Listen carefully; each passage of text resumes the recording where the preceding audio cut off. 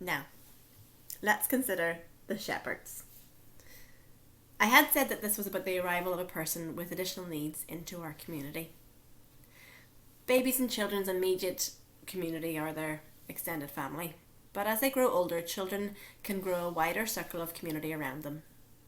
Childminders, sure start workers, nursery school and primary school staff. Adults with additional needs are sometimes enabled to move out of home into residential or supported living services, where they are surrounded by a team of professionals, support workers, daycare workers, managers. This is where the shepherds come in. The shepherds were caretakers. It was their job to nurture and protect sheep. Despite at the time perhaps not being the most educated of people and disregarded socially and politically, they were reliable, hardworking, underpaid, essential key workers, upon which the economic, agricultural and spiritual community depended. Did they even get counted in the census, I wonder? Luke's Gospel introduces them by explaining that they were working a night shift. An angel of the Lord appeared to them and the glory of the Lord shone around them. They were terrified. Not upset and inquiring like Mary, not sensibly sleeping on it like Joseph. They were terrified. I imagine that compared to the Magi, who would come later, these diligent shepherds weren't the most philosophical or socially charismatic of people. They worked with their hands and their feet in the mud and rain and animal effluent of God's earth. Maybe they were more comfortable in the open air with their sheep than at a rabbi's feet or in a crowded municipality. They're also not going to rub shoulders with King Herod anytime soon. They certainly weren't privileged with wealth or learning. And yet, they had invaluable talent, skill and intuition. Above all, they were grafters, diligent and selfless in their role. Because they were rearing and guarding the sheep, then other people didn't have to worry about the sheep. I find it absolutely fascinating that the esoteric Magi saw one bright prick of light in the sky and were compelled to travel many miles in faith and intrigue.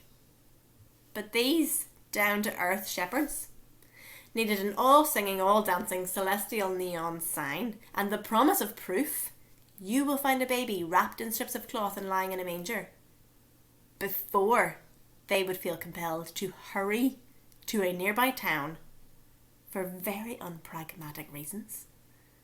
Indeed, I want to know if they didn't drag the sheep with them to Bethlehem. Did they leave a skilly little staff team on the ground in the hills? The rigidly sensible and spiritually indifferent ones on the hillside? Those who maybe never got to see Jesus, because at the end of the day, 24-hour care means 24-hour care. There's a strange kind of social and even spiritual isolation that comes from being a care assistant or support worker. You work relentless, changeable, antisocial shift work, week in, week out. Cleaning and tidying other people's homes, cooking large meals for none of your own family. You are a receptionist, drug dispenser, makeup artist, life coach, and bedtime tucker-inner. You aren't guaranteed to observe the Sabbath, religious festivals, or bank holidays. And people who have no relationship with anyone with any form of disability can't even begin to understand it. They might laud your saintliness and use all the wrong words. Oh, you're so wonderful, the work you do for the handicapped. I couldn't do it, although it must be awfully rewarding. They can be so affectionate, can't they? And yes, it is rewarding. Of course, I have loved spending my whole career in such a role. You can get bad days, but in general, It makes me feel glad to be alive.